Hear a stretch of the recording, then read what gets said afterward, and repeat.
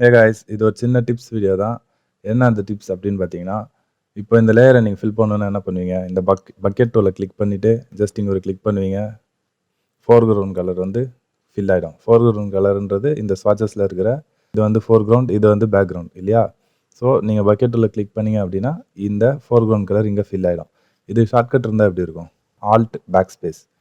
Make use பண்ணிங்கன்னா option delete. Okay, suppose நீங்கள் background colour fill பண்ணோம் அப்படின்னா control back space. Mac use பண்ணிங்கன்னா கமெண்ட் டெலீட். உங்களுக்கு வந்து இந்த ஷார்ட்கட் மட்டும் போதும் அப்படின்னு நினச்சிங்கன்னா இந்த வீடியோவில் தான் நீங்கள் இதுக்கப்புறம் பார்க்க தேவையில்ல.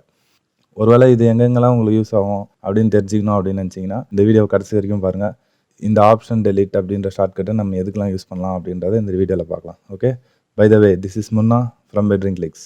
வீடியோவில் போகிறது முன்னாடி நம்ம சேனலுக்கு இன்னும் நீங்கள் சப்ஸ்கிரைப் பண்ணல அப்படின்னா சப்ஸ்கிரைப் பண்ணுங்கள், அந்த பெல் ஐக்கான் தட்டுங்க, நோட்டிஃபிகேஷன் ஆல் அப்படின்றதையும் கிளிக் பண்ணுங்கள். அப்போ தான் நம்ம போடுற வீடியோ எல்லாமே உங்களுக்கு கரெக்டாக வந்து சேரும். Okay, super. இப்போ நம்ம வீடியோக்குள்ளே போகலாம்.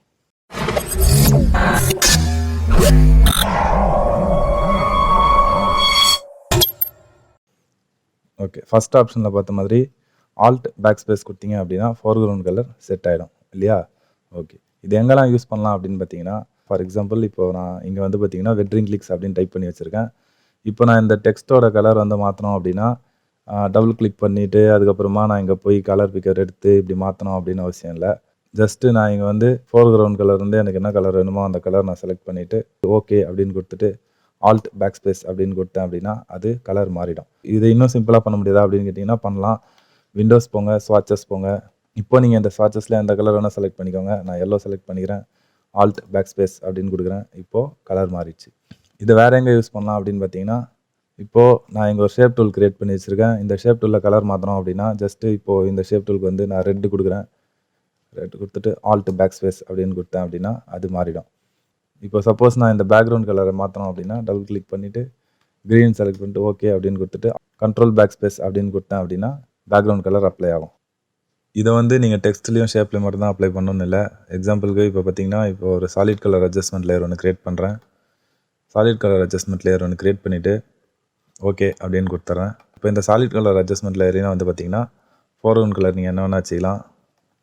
ஜஸ்ட்டு ஆல்ட் பேக் ஸ்பேஸ் அப்படின்னு கொடுத்தீங்கன்னா சாலிட் கலர்லேயும் இது மாறும். இப்போது கலரை வந்து ஃபோர்கிரவுண்ட் கலரை வந்து மாற்றுறதுக்கு ரெண்டு விதமாக மாற்றலாம் அப்படின்னு சொல்லிட்டு பார்த்தோம். ஒன்று இங்கே டபுள் கிளிக் பண்ணி இப்படி மாற்ற முடியும். அப்படி இல்லை அப்படின்னா இங்கே ஸ்வாட்சஸில் ஜஸ்ட்டு இங்கே கலர் பிக் பண்ணிங்க அப்படின்னா இங்கே கலர் ஃபோர்கிரவுண்ட் கலர் மாறும். இப்போ இங்கே சியான் இருக்குது. இப்போ நான் ஜஸ்ட்டு வேறு ஒரு கலர் எடுக்கிறேன், மெரூன் எடுத்துக்கிறேன். பாருங்கள் இங்கே மெரூன் மாறிடுச்சு. இதை டபுள் கிளிக் பண்ணியோ இல்லை இப்படி ஸ்வாட்சஸ் கிளிக் பண்ணியோ தான் மாற்றணுமா அப்படின்னு கேட்டிங்கன்னா அப்படிலாம் இல்லை.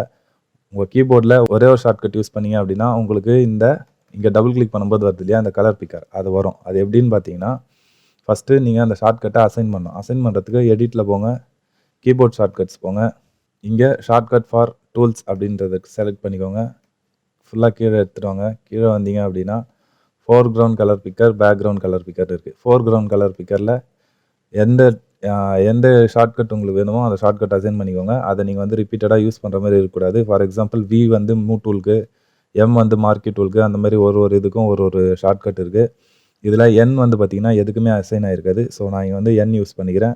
பேக்ரவுண்ட் கலருக்கு வந்து பார்த்திங்கன்னா பேக்ரவுண்ட் கலர் பிக்கருக்கு வந்து பார்த்திங்கன்னா நான் ஒய் யூஸ் பண்ணிக்கிறேன். ஒய் வந்து பார்த்திங்கன்னா history brush tool, art history brush tool அப்படின்ற ரெண்டு விஷயத்துக்கு தான் யூஸ் ஆகும். இது ரெண்டுமே நம்ம பெரும்பாலும் யூஸ் பண்ண மாட்டோம். ஸோ நான் என்ன பண்ணுறேன் அப்படின்னா அக்செப்ட் அப்படின்னு கொடுத்துட்றேன், ஓகே அப்படின்னு கொடுத்துட்றேன். ஓகே, இப்போ வந்து நான் என் ப்ரெஸ் பண்ணேன் அப்படின்னா டேரெக்டாக பாருங்கள் கலர் பிக்கர் ஃபோர்கிரவுண்ட் கலர் அப்படின்னு வந்துச்சு. ஸோ நான் இப்போ ஈஸியாக வந்து ஃபோர்கிரவுண்ட் கலரை என்ன வேணால் மாற்றிக்க முடியும்.